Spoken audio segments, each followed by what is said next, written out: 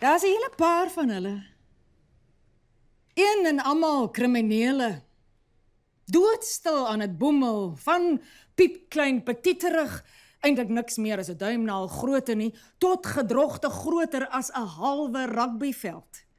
Hulle plant fliks en lustig voort.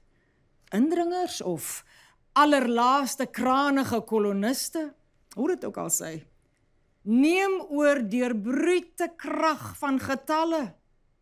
Partyroof, anders het doodgerus en wag vir die wegneem etes wat so willekeurig afgelewer word.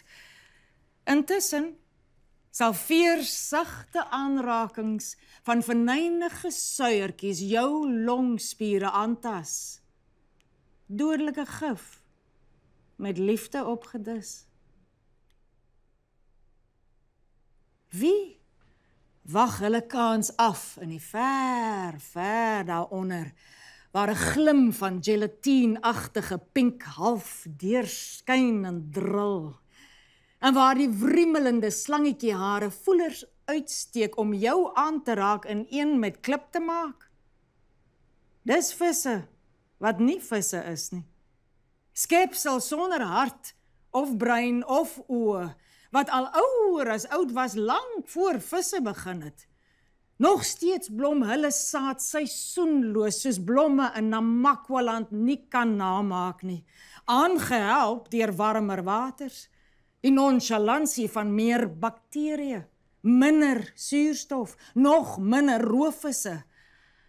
En baie lank na die einde sal hulle heel beskeie die ganslike sirkus weer begin. Dan is daar 'n afstammeling van 'n doodeenvoudige organisme, met die vermoë om homself te herskep. Hierdie polisie meneer of mevrou het 'n netjiese bommetjie, waarmee sy haarself kan vir 3000 dubbel. Dieselfde selle vervorm herhaaldelik van kwal na poliep. Die sambreeltjie vou toe en word heel saam met die tentakels ingesluk.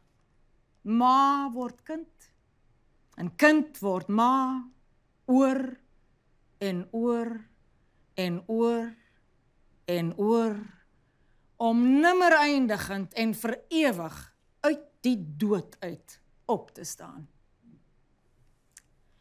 In daardie geval, net miskien, sal ek eerder vergaan.